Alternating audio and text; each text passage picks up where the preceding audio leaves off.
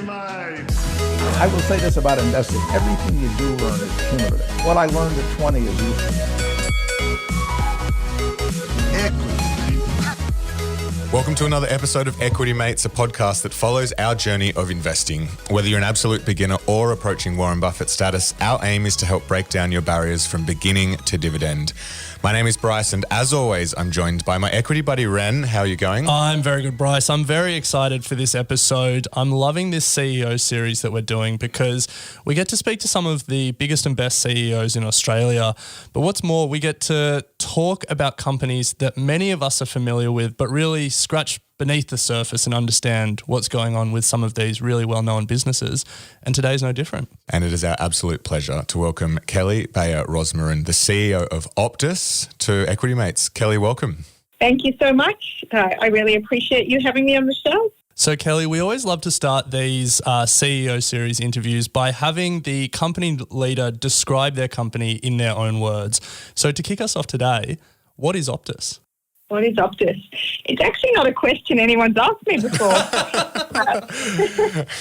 And maybe that's because we're such a well-known brand. But I would say Optus traditionally is a telecommunications company delivering voice, data, fixed home internet services, and more recently some content and other applications. But on another level, what Optus really is it's an enabler of the digital economy and an enabler of customer experience, because never before have people relied more on their connectivity to do what they do every day. I think it's really a great position to be in, where the service you provide is essential, necessary, used, valued, and that almost all other players in the economy are building on. So there's no doubt that there's some pretty well-known names in the competitive landscape in telcos here in Australia, and we'll get into a bit of that in a minute. But how would you say that you're differentiating yourself from other telcos? Actually, the whole telco industry for a long time has been competing in a very traditional way on dollars per gigabit and coverage. And of course, that's something that we need to continue to compete on, and we are. But I think at Optus, we're actually taking an approach that really has thought through what differentiation means. And so what we've done is we've set a bold vision that we want to be Australia's most loved everyday brand with lasting customer relationships. And for us to achieve that, we have tried to imagine what connectivity should look like in the future. And that led us to a concept which we've called the Optus Living Network, which is really a significant shift in how people think of networks. So if I contrast the traditional approach, is to think about access to network in a commodity-like way. You pay a monthly amount, you get a certain data allowance and number of calls and texts and things included, and you don't think about it at all except when you have to pay your bill. Our approach with the Living Network is to say, why does the experience have to be so uniform? Why does it have to be set and forget in the background? Why can't the network adapt to what you need? So some days you might need to consume more data because you have an important conference call or you want to binge watch your favorite show. Some days you need the network to be faster. Some days you may need a digital detox to just shut off from the world. So with that concept of Optus Living Network, we're trying to create a network that actually comes alive for our customers and can be controlled for their individual needs from within our app. So just so people can understand what we're talking about. So one of the first ones that we launched was Donate Your Data, which lets you go into our app and with a tap of a button, you can donate any of your unused data to children across Australia who otherwise would not have access to the internet. It's a great opportunity for our customers to use their data for something else and for something that really does good in the world and is an enabler. Children who are less fortunate. Then we introduced our Unlimited Data Day, which says that for $5, customers can choose to have unlimited data for 24 hours. And that might be because they're trying to Zoom into an overseas wedding and they don't want to think about how long they're spending online. Or it could be that they're sick at home and just want to watch the entire Game of Thrones back to back, whatever it is. And they don't need to feel worried about being throttled or overcharged. And then one of the most recent ones we launched, sidekick enables customers to, when they feel they need to be checked up on, and this is something that was actually an insight from many of the women who work at Optus, that sometimes if you're walking home alone at night or you're in some situation, you sometimes think, oh, it would be nice if somebody else knew that I was here and that I made it home in one piece. And so you can actually nominate some contacts within the app, trusted contacts, and set a timer. And if you don't check in by the time the timer runs out, it will notify those contacts to check up on you. So those are just examples of 3 of these sort of living network features. We have a whole host of them. And the idea is that we make the network more and more useful and relevant in the moments that matter to our customers. Well, Kelly, speaking of zooming into friends' weddings, Bryce and I have to do that next Friday for a friend in New York. Shout out to Elton. So maybe we're going to need to pay that $5 and get the unlimited data. I want to touch on the most loved, because I guess that's a big statement, and especially from the telco industry where traditionally there perhaps hasn't been a lot of love between customers and the providers. So why is most loved rather than most reliable or most trusted, the metric that Optus is chasing? It's also a fantastic question because it's a very controversial word. And as you say, it's not a word you hear a lot in business. It's certainly not a word that you'd associate with telcos. And I think this is something that if you think about our industry, we should be loved. Because what I said earlier, we are really the enabler of experience. And people love their phones, but they take for granted that what makes the phone useful is this connectivity. Without it, the phone wouldn't be nearly as useful as it is. So why is it that they don't love the underlying connectivity that makes it all happen? And for us, love was a very strong word because it also guides how everybody in the company acts towards our customers. There's a very big difference between being loved and being tolerated or trusted. And so it helps our people understand how we want them to treat our customers, how we want to design experiences. And so often for me as the CEO, all I have to say to people is that what a most loved experience looks like? Is that how you would treat a customer if they wanted to love Optus? And so if people have that mindset, it makes a huge difference in the quality of interaction that we provide to our customers and the quality of experience we design when we're working on all of our innovation. And it really is making a big difference. I mean, since we've introduced this vision and all these different things in the last 18 months, our NPS is the highest that it's ever been. Our complaints are the lowest that they've ever been. And our employee engagement is the highest that it's ever been. So I think it's really making a big difference for people to have that aspiration of being a loved brand. And I'm confident that if we keep continuing on this trajectory, that we could get there. Yeah, I love this idea of a network that flexes with people's needs. I think one thing that has irritated me with my telco at least is international travel and being able to use the phone as freely as we do here domestically. So I'm not sure what Optus are doing in that space, but with borders about to open, it feels like later this year into next year, and a lot of people jetting off overseas, it's an interesting space if you think about what is connection look like for the modern person, and internationally is certainly one of them. Exactly. And one of our features is the travel pass or the roam pass, which will let people have a lot more control over what they want when they're traveling. They can set it on a daily basis. They can set it in the background and have a default if they want to. And so again, it's all about putting the customer in control of how they want to access their connectivity, making it work for them. Yeah. So, Kelly, we've spoken to a lot of business leaders recently and have been fascinated with the impact that COVID has had on their business and the restrictions. And for some, it's more severe than others. So how has COVID and the current restrictions impacted Optus? Yeah, it's a huge question because the range of impacts is so big. So I might tackle it at a couple of levels. I mean, obviously there are business impacts. There are people and productivity impacts. From a business impact perspective, I think the results have been a little bit counterintuitive.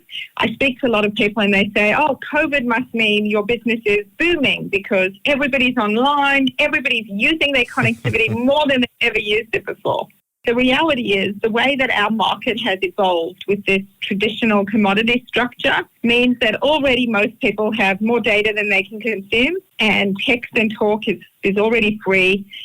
Home internet plans are unlimited. So in that context, people are consuming more and more, which costs us more as we maintain the network and have to constantly invest to add capacity. But there's no extra revenue that comes from all this increased usage because of the way the market here has evolved. So costs have gone up and revenue has stayed constant. However, there's also streams of revenue that we've lost. You spoke about roaming and travelling overseas. That was actually a very good profit contributor when you have plans that mostly have talk and text domestically being completely free. So we've lost a huge stream of revenue when it comes to roaming for our customers. We've also then lost a huge number of customers that we normally have in any given year because we've had a very successful business in selling prepaid SIMs to travellers, people coming into Australia. We've also had a very good track record with students who are studying in Australia or immigrants coming in. And all of those pools of customers have been eliminated from the market opportunity. So there's also a challenge on that front. And so from a business perspective, the impacts of COVID have been harsh on the whole sector, and I think everybody has reduced in their profitability. And of course, costs also went up in terms of investing in more cleaning, having to introduce different options like click and collect in the stores, and often having to maintain our employment with our people, even when we had periods of lockdowns in various states and they couldn't be working and fully productive. So that's the business impact side. On the people side, of course, there has been a lot of different impacts, and we've had to adapt to how people work from multiple places. Our workforce is very mixed. We have a little bit of everything. We have retail stores. We have technicians who are out fixing fibres in the ground and climbing up towers to install equipment. We have people going into people's homes to make sure their NBN is working. We have agile teams of software developers who work in office environments. We have call centres all over the world, including in Australia. And so there have been enormous implications for our people as we've been subjected to different restrictions and decisions made in different parts of the world and the country. So we've had to be incredibly agile and creative in how we've adapted to the different challenges. And I'll just give you an idea of some of the scope of the challenges. I mean, last year we had simultaneous lockdowns in parts of Australia as well as the Philippines and India.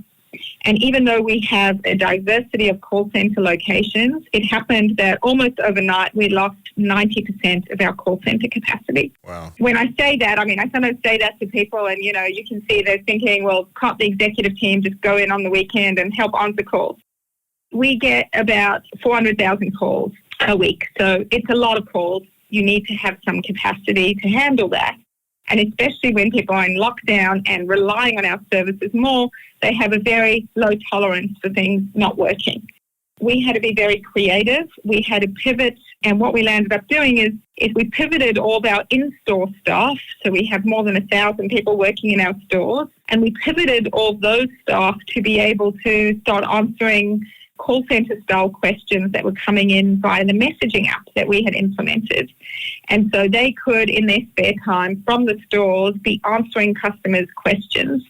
And we were able to train all those people in what would normally take us a 6-week program. We reduced that into something like 2 days. We also had to be very creative, and we started hiring people from other industries, talking to Qantas, to Virgin Australia, to some of the travel companies who had been letting go or standing down their staff. We managed to very quickly hire more people and, again, train them very quickly. We really had to pivot to be primarily utilising a messaging platform, training people really quickly, and finding a way to meet our customers' expectations despite the loss of so much of our capacity. And I was really proud of how the team pivoted through that. And then we had to pivot into how to get people back into the office. And we came up with this idea of blended ways of working. How do we get the best out of what we've learned about working from home and the best out of what we've learned about being together in the office? And we've created guides for our people on how to run blended meetings and what blended working looks like for Optus. And it was really well received by our people. So lots of pivots, lots of challenges, adapting to different states of lockdown in different states. And that's had a big implication. Challenging, but I think it's also made us very nimble, very able to adapt, very quick on our feet.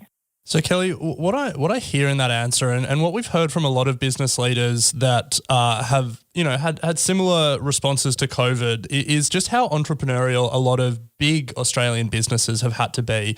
They've had to pivot business models, they've had to change people's roles, they've had to disrupt operating models, and really move quickly and come up with new ways of doing things in face of this unprecedented pandemic. And I guess the question that comes out of that is, if you look beyond COVID, what changes do you think are going to last beyond COVID? And has the business model or the operating model or the way you build teams or anything, has anything changed permanently throughout this COVID period? I think maybe last year some people would say that it's a little bit early to call. But I think by this point, there's a couple of things that, at least for us, have changed. I do think our blended ways of working are here to stay. For us, blended means we want people to be in the office together at some points in the week. And then we also recognise that there's some benefits to people having time at home to get their individual work done. I think that there's a very nice blended path that is actually going to combine the best of both worlds. We definitely believe that blended is the way to go. A lot of people, when they talk about the benefits of working from home, focus exclusively on personal productivity. And we try to focus not only on personal productivity, but also on organisational productivity. How do you maximise learning, relationship building, innovation, collaboration, all these other things that are helped by face-to-face? And we've also learned that a lot of people don't just work for work's sake. They're not just there to get their work done. They like an exchange of ideas with colleagues, social interaction, the validation they get from working on something together and celebrating successes, etc. So I do think blended ways of working will be here to stay. The other thing that for us is here to stay is a big shift that we made during this whole COVID period, which is that because of what I described earlier about how we have to adapt to the call centre issues, we landed up training a lot of people on new things. And so almost everybody, even those who were working in call centres, had to learn new skills and topics. And the way we were organised before, in a very traditional way, was in different departments in our call centre. This was the mobile department, and this was the fixed bolts department, and this was the billing department. And everyone was very specialised in what questions they could answer. And one of the things I observed, I remember going into work and talking to our people who'd all been disrupted during that period. And what I saw was actually a form of sort of adrenaline and motivation. People who were learning something new and who believed in themselves now that they could take on more and learn more skills. And I remember thinking it would be such a pity when the immediacy of the crisis and the capacity comes back for us to just let everybody go back to their old jobs and their old siloed departments.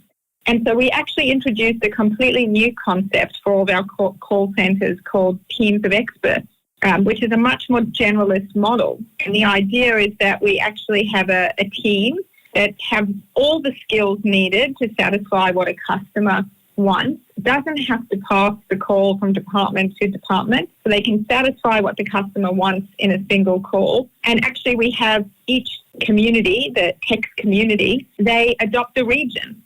So that if you're the tech community looking after Melbourne, then when anybody calls from Melbourne, they always go to the same community and they build up history and understanding and a clear view of how the network's performing and all these things related to that particular community. And we think that creates a much better customer experience. and a much more loved relationship with our customers. And so that is a permanent shift that we have been making since the pandemic started, and one that's very positive and I think here to stay. When we think about the industry and the competitive landscape, there's sort of three big things that we see in the telco industry. That's changing competition, 5G and towers. So we want to step through each of those with you and get your thoughts on how each of those are impacting Optus. But before we do, we'll just take a quick break to hear from our sponsors. So Kelly, as I said, changing competition, 5G and towers, all sort of really big impacts on the telco industry at the moment, and we want to get your thoughts on all three. So let's start with changing competition. There's no doubt that NBN has been incredibly disruptive. Vodafone and TPG have merged, and then there's the rise of the MVNOs, which we'll discuss in a second. How do you view the changing landscape in terms of competition, and I think how do you protect your margins? From my perspective, the most important thing for us to achieve our vision is to be focused on the customer and what the customer wants.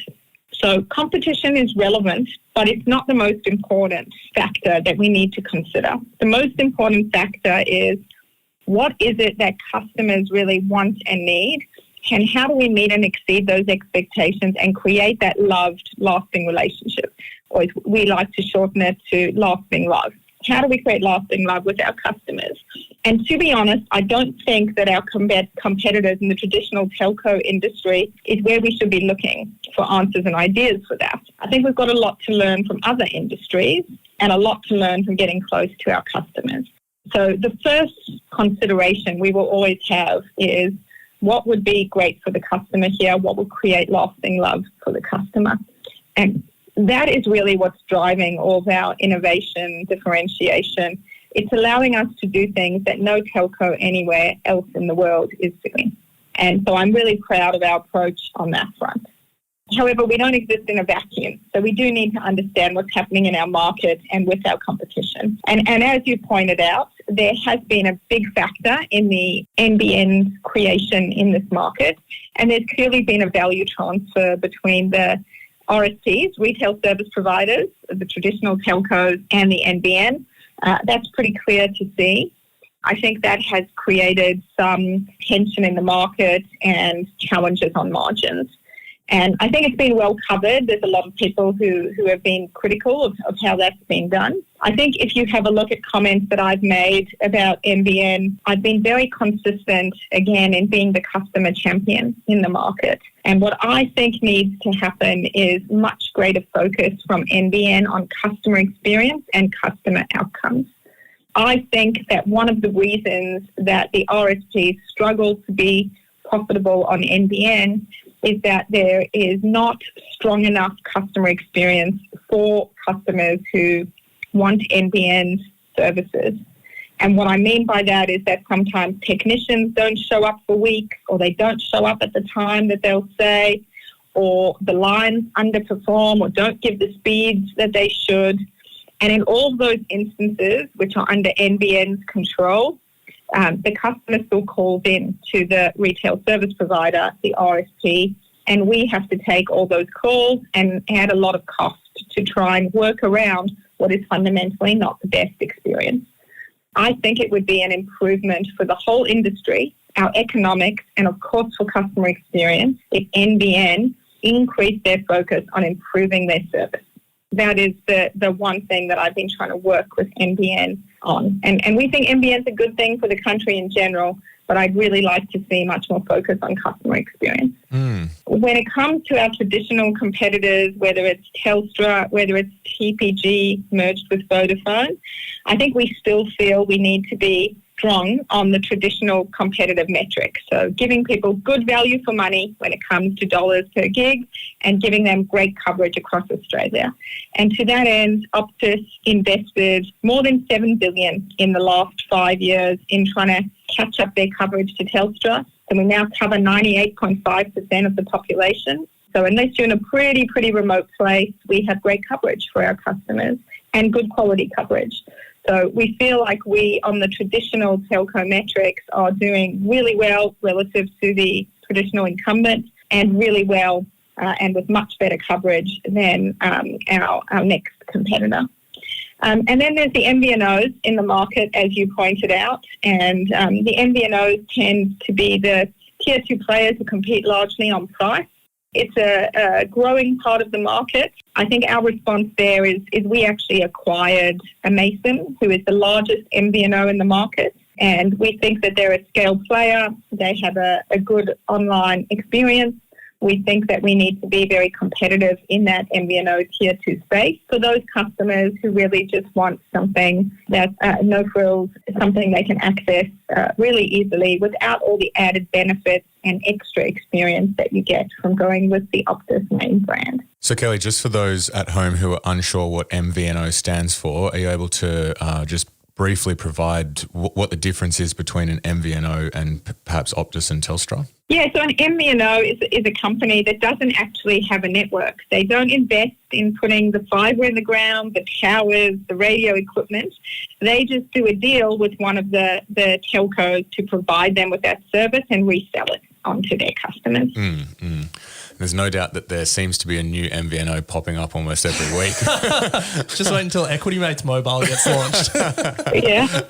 I must say, this market has more MVNOs than any other market I've seen. Oh, there you go. Wow. Why is that? To be honest, I think it's because we live in a country the size of a continent with quite a modest population, and the investment in creating the connectivity that you need in Australia is extremely high.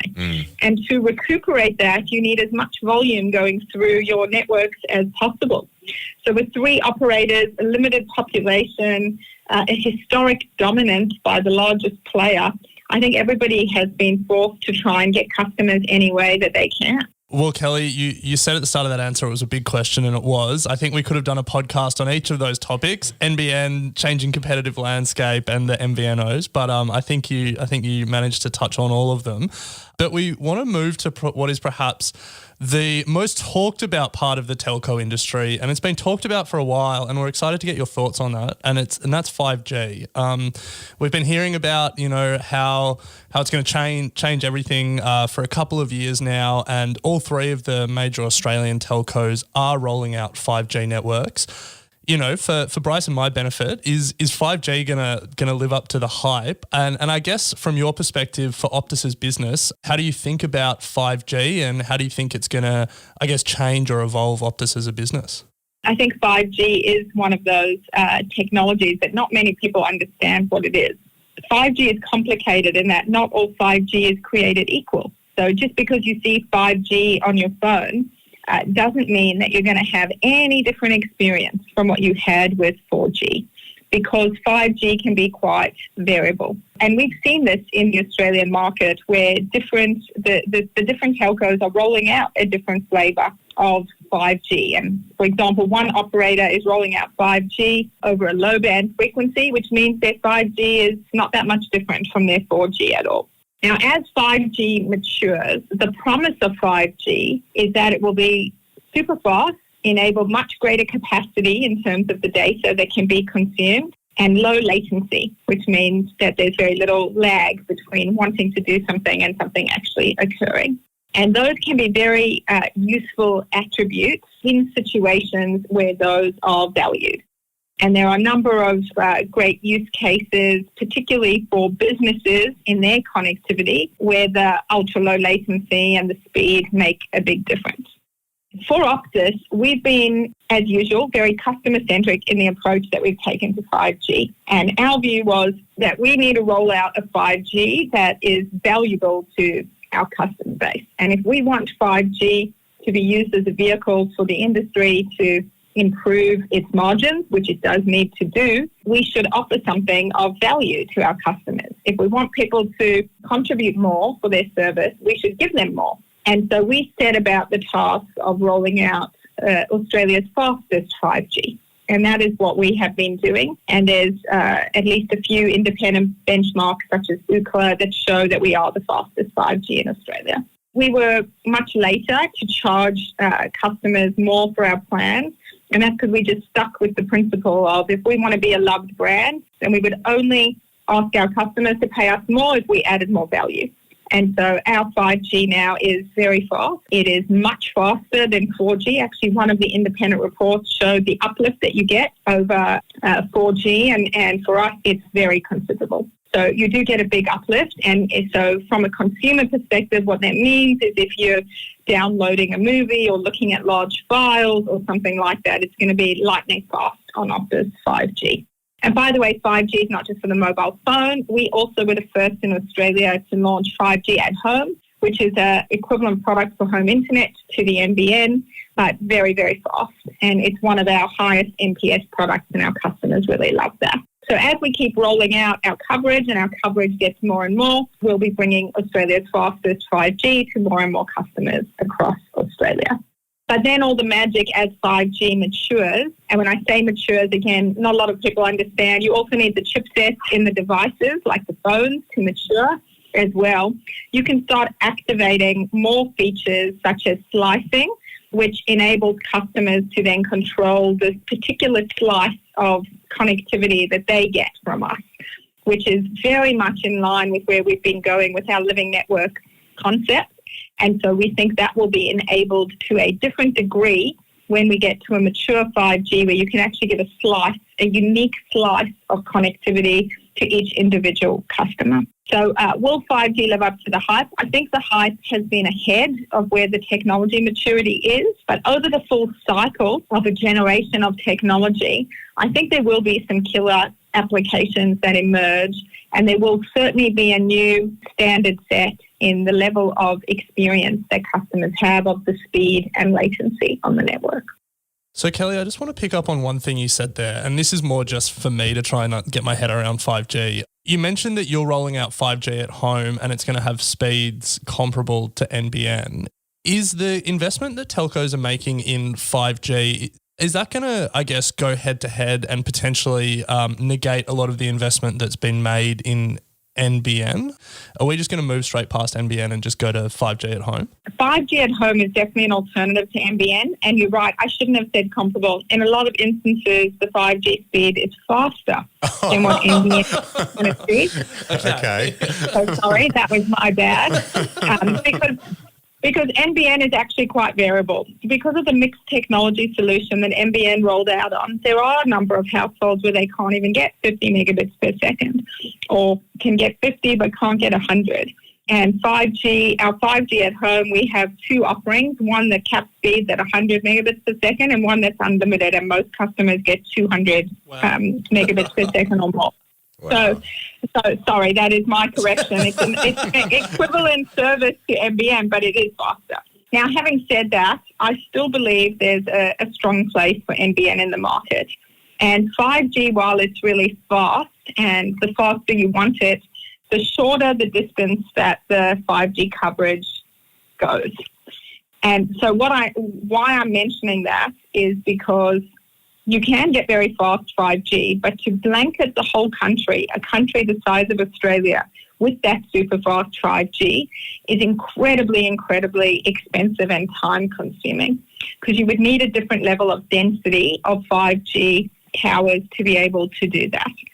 So we don't think that that's going to be a practical alternative to NBN, rather a complementary alternative in certain locations. And there will still be a strong role for NBN. And by the way, also NBN will have to invest in the quality of its solution over time to improve their speeds and which parts of the country they cover well. So as with anything, a little bit of competition is a really good thing. And I'm hoping that 5G is enough of a competitor to NBN to help them get behind this agenda of providing better experience for customers. But I don't think that 5G will overtake and negate the NBN. I think they're complementary.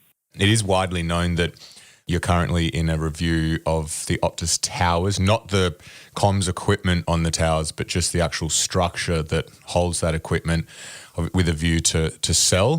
Telstra has sold off its towers, and TPG is also in a process to do something similar. So obviously we are aware that you can't speak to specifics, but can you broadly explain why selling these sort of passive infrastructure is a good play for Optus? Yeah, sure. I mean, I think the selling of passive infrastructure assets has become a pretty common global practice because it unlocks the funds that are tied up in these assets. These assets are not differentiating. As you say, they're physical structures, and actually the most valuable part is the rent that we pay on those assets. And we can unlock those funds and use them for more productive and differentiating investments. So why does it make sense to split it out? Because for steady annuity payments that we are committed to, there's actually a high multiple that gets paid on that. And so by separating out that specific set of cash flows explicitly, it helps investors assign a value to that. It sort of gets lost when it's part of the broader telco. So hopefully we'll have some good news to reveal in this space soon, but I think it's been the right process for us to embark on. So, Kelly, we could talk about the telco industry all day. It is fascinating, and I think it's really illuminating that, these businesses that we all know so well, many of us are customers of, there's just so much going on behind the scenes. Here at Equity Mates, when we speak to expert investors, they talk about people and culture being so important when it comes to making good investment decisions. So we want to hear a little bit from you about how you approach it. So if we start at the top, as CEO of Optus, do you have a leadership philosophy? I don't know if I have a leadership philosophy as such. I definitely agree with you that people and culture are absolutely essential to driving a great company and great outcomes for all stakeholders, customers, shareholders, regulators, etc. And so often I look at my leadership as my job is to make sure everybody else in the company is successful. Make sure that I'm removing roadblocks and creating the right conditions for other people's success. And I see myself as making sure that everybody is empowered, doing their best, and I'm really there to serve them and make sure that they can do that every day. I think for me that always starts with making sure that there is absolute clarity on the vision and strategy of the company. And that's widely understood by everybody in the company. It can't be a secret. It needs to be something everybody understands. And then I work very hard to make sure that every single person can connect the dots between their daily job and how that supports the strategy and the vision of the company. And then also we've put in place a new purpose and some cultural attributes that we aspire to with associated specific behaviours so that we can have everybody rowing in the same direction.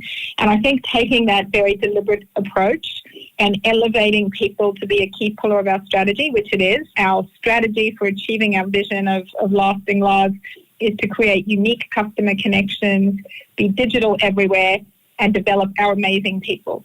And those are the three pillars. And so people is actually one pillar of our strategy, which means that we devote a lot of time and effort to getting the best out of our people. So, Kelly, you employ, I think, more than 7,000 people, correct me if I am wrong, and no doubt that has a lot of challenges, but it's become obvious in this conversation that, you're really trying to foster a sense of innovation within the business. So how do you build the best team and drive innovation through the business and ensure that people feel like they are in a position to be able to, essentially innovate?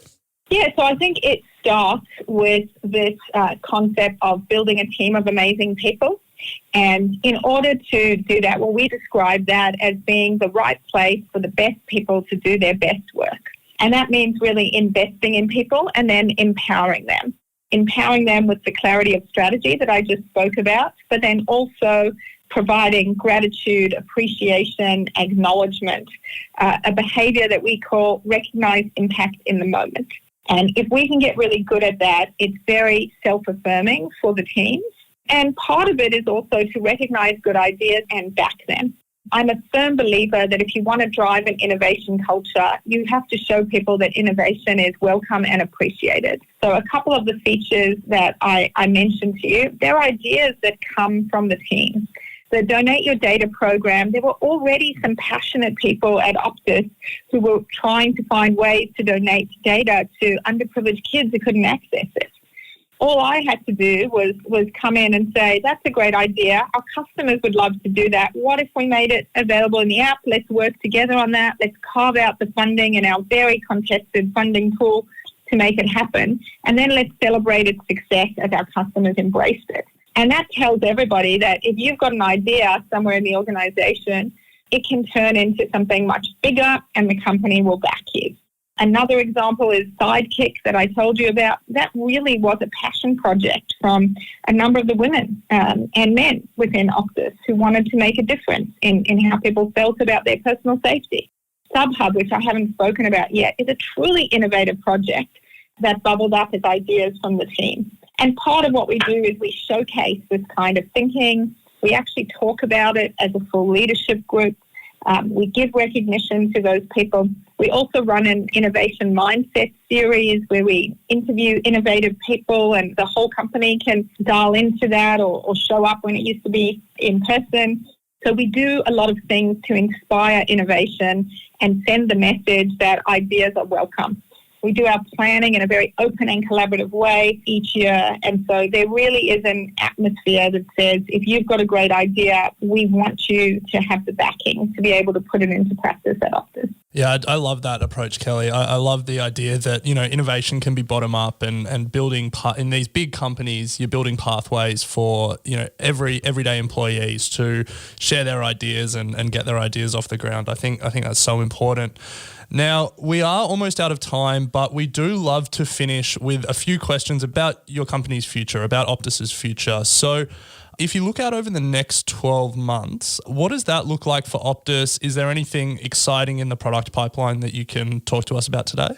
Yeah, well, look, I think firstly, everybody can expect from Optus in the next 12 months that we will provide outstanding connectivity, the fastest 5G in Australia, the best value plans that you can get for all the extras we deliver, and a constantly evolving living network that means, I say this to the teams and they laugh, I sometimes lie awake at night thinking, why would anybody choose to go to another provider outside of Optus? You really can't do better than what we provide. That aside, so I think everyone can count on us providing all of those things, the traditional telco services, as well as those unique living network features and the fastest 5G in Australia for the next 12 months. In addition, we just launched a new product called SubHub, which I didn't talk about yet, which is very innovative, which is, if you think about, I don't know how many subscriptions you guys have to, Disney Plus and how many? Like 5 more? The average Australian has more than 5. I think I have 5 just for streaming services alone. Yeah, exactly. So we noticed this as well. And actually in a lot of families, people then forget, do I actually have Stan? I haven't watched it for a long time. Does my husband have Netflix? Who's got the account? When are they due? So the idea behind SubHub is that we're providing a hub for all these subscriptions, and we're going to get more and more partners on board, and you'll be able to take all your subscriptions through SubHub, and then you'll be able to see which ones you're using, which ones you're not, how much you're spending. And we're going to use the collective scale of our customer base to make sure that we can give discounts to people who have multiple subscriptions. So if you have 3 or more, you'll get 10% off all of those subscriptions. And we'll also be able to bring exclusive offers to our customers on SubHub. So we launched, and for example, Amazon Prime gave our customers a year free. Really, really exciting additional new service from Optus, and it will only grow in its utility as we continue to add more partners. We launched with a number of partners. We have a whole bunch that we announced at launch that are coming online before Christmas, and we'll keep building that out over 12 months so that Australians have a true subscription hub that they can use to really get the most out of all the plethora of subscriptions that we're all managing. So, Kelly, what would you say is the biggest risk to Optus right now? Obviously, always the unexpected. Any sort of market shocks or something you don't expect could be a big risk. But honestly, aside from that, our biggest risk is that we have such ambitious plans on the innovation front. Some of the features that we're delivering are world first. Things like Optus Pause that I didn't talk about is a world first. Our biggest risk is that we're over-ambitious and we don't execute on all our plans in a timely way. Sounds like everybody but that's something. Yes, that's something that we have to manage. And I always like to strike a balance. I'd rather that than not be ambitious enough. And, it means that the teams are very stretched. They're under a lot of pressure to deliver game-changing things. But I think that's at least more exciting than the alternative. So, but it is a risk. And it's something I have to make sure that we're being both brave, but also humble enough to correct course when the organisation needs it. And then, Kelly, final question, and before I ask it, I just want to say a massive thank you for joining us today. We've got a lot out of this conversation. We've really enjoyed hearing about Optus from yourself. But, we're long-term investors here at Equity Mates. We like to really think, in decades time horizon rather than months or even years. So if you think about Optus in 10 years' time, what would success look like? Well, I hope we get there before 10 years, but I would like us to be Australia's most loved everyday brand with lasting customer relationships. I'd like the rest of the industry to be chasing us on all of our innovative features. They already are on some things. We announced an Uber partnership delivering phones to our customers within an hour. A couple of months later, Telstra tried to do it with somebody else in 2 hours. So I want to see the industry sort of chasing us because we do have the most loved everyday brand with lasting customer relationships. Awesome, Kelly. Well, it's been an absolutely fascinating industry discussion. There's so much going on and we very much appreciate your time. It's one of those industries that I feel everyone in our community knows about. But when you scratch under the surface, like Ren said at the start of the show, there's so much going on and we very much appreciate your time in helping us unpack and understand it all. So all the best with your ambitious plans. I can't wait to experience 5G at some point, and we look forward to catching up again at some point in the future. Excellent. Thank you so much. And good luck to you guys as well. It's great how well all your podcasts are going. And I hope your investing is going equally as well or better. Debatable, but yeah, we'll take it. We appreciate your time. Thanks, Kelly. Thanks so much.